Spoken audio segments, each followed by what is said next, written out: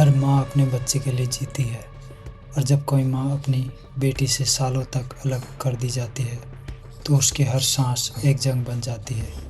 यह कहानी एक माँ की है, एक भारतीय नर्स की जिसने गलती की लेकिन शायद मौत की सज़ा उसकी गलती से कहीं ज़्यादा बड़ी सज़ा बन गई। साल 2011 भारतीय राज्य केरल की एक होनहार नर्स निमिषा प्रिया यमन के एक अस्पताल में काम करने गई थी। वो सपने लेकर निकली थी अपने परिवार को एक बेहतर जीवन देने के लिए, लेकिन क्या पता था कि उसकी ज़िंदगी हर डरावने और दर्दनाक कैद खाने में तब्दील हो जाएगी। आज 12 साल बाद निमिषा यमन की जेल में बंद है। एक हत्या के मामले में दोषी ठहराई गई, लेकिन ये हत्या क्यों हुई? क्या इसके पीछे मजबूरी थी या कोई और गहरी साजिश? नमस्कार दोस्तों, आप सुन रहे हैं द इंडियन लेंस कहानियों का सफ़र। एक ऐसा सफ़र जहां हम सच्ची, दर्दनाक और कभी-कभी डरावनी कहानियों को आपके सामने लाते हैं। वो कहानियां जो किताबों में नहीं मिलती, वो हादसे जिनकी गूंज आज भी समय के गलियारों में कैद है। आज की कहानी है 12 साल की कैद भारतीय नर्स निमिषा प्रिया की यमन में जंग।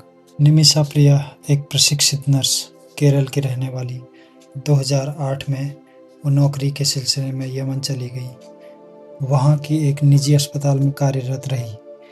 उनके साथ उनके पति भी वहाँ रहते थे, लेकिन धीरे धीरे उनकी शादीशुदा जिंदगी में तनाव आ गया। पति भारत लौट आए, लेकिन निमिषा वहीं रही। कुछ साल बाद उन्होंने यमन में एक स्थानीय नागरिक याह्या अल जैदानी के साथ साझेदारी में मेडिकल क्लिनिक खोलने की योजना बनाई। लेकिन चूँकि यमन में विदेशी नागरिकों के नाम पर बिजनेस खोलना अवैध था, उन्होंने अल जैदानी के नाम पर क्लिनिक रजिस्टर किया। भारत की तरह वहाँ ऐसा करना आसान नहीं था।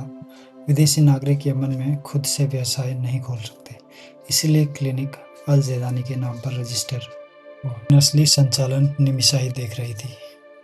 फिर शुरू हुई जुल्म की एक कहानी। क्लिनिक की शुरुआत सफल रही, लेकिन जैसे जैसे पैसे आने लगे, अल जैदानी का व्यवहार बदलने लगा। वो अब निमिषा को डराने धमकाने लगा।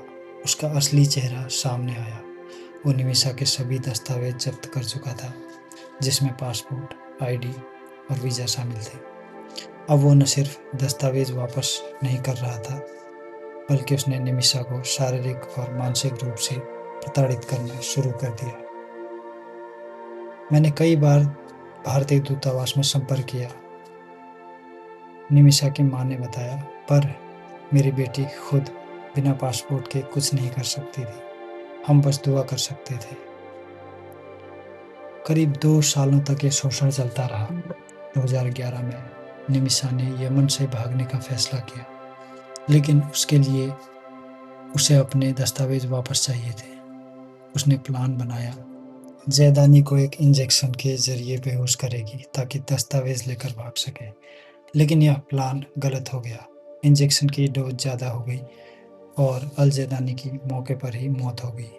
निमिषा घबरा गई, भागने की कोशिश की, लेकिन कुछ ही घंटों में उसे गिरफ्तार कर लिया गया। न्यायालय में यह मामला प्रथम दृष्टया हत्या का लग रहा था।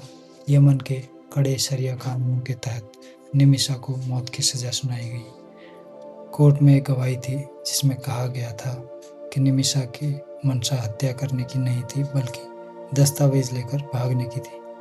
लेकिन अल जैदानी के परिवार ने किसी भी क्षमा को नकारते हुए साफ कह दिया, हम उसकी मौत चाहते हैं, खून के बदले खून।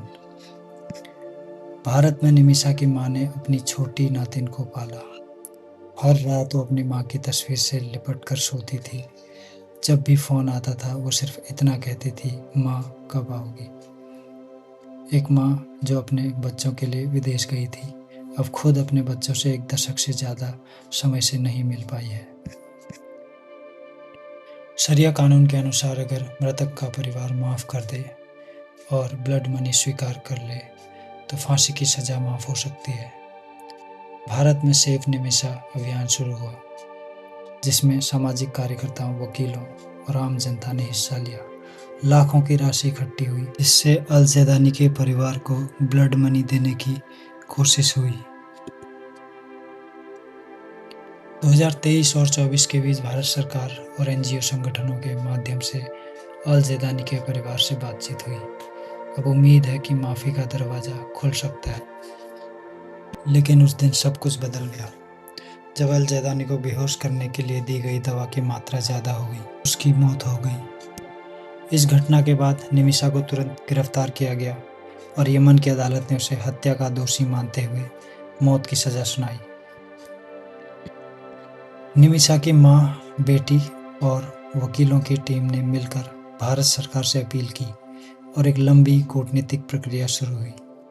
यमन में शरिया कानून लागू है, जिसके अनुसार मृतक के परिवार को खून बहा ब्लड मनी देकर क्षमा प्राप्त की जा सकती है। लेकिन अल जैदानी का परिवार इस प्रस्ताव को मानने को तैयार नहीं था। सालों तक इंतजार होता रहा। भारत में सेव निमिषा नाम से एक कैंपेन चलाया गया, जिसमें बड़ी संख्या में लोगों ने चंदा देकर खून बहा की रकम जुटाने में मदद की। 2024-25 में भारत सरकार और कुछ सामाजिक संस्थाओं के लगातार प्रयासों से अल जैदानी के परिवार से बात करने में प्रगति हुई है। अब उम्मीद की एक किरण है कि अगर अंतिम क्षमा मिल जाती है तो निमिषा को रिहा किया जा सकता है। अगर आप माता पिता हैं या बनने वाले हैं तो ये कहानी सिर्फ एक जानकारी नहीं, एक चेतावनी है। अपने बच्चों को विदेश भेजते समय हर पहलू पर ध्यान दें। किस देश में भेज रहे हैं, वहाँ का कानून क्या है और उसके अधिकार क्या हैं, क्योंकि एक गलत निर्णय किसी की पूरी ज़िंदगी को सलाखों में बदल सकता है।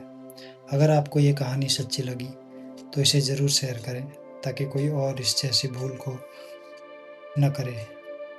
और अगर आप ऐसी ही और सच्ची दर्दनाक कहानियाँ सुनना चाहते हैं तो चैनल को सब्सक्राइब करना न भूलें। नीचे कमेंट में ज़रूर बताएं अगली कहानी आप किस सच्चे विषय पर सुनना चाहेंगे। हम हर आवाज़ को सुनते हैं और हर कहानी को सच में बदलते हैं।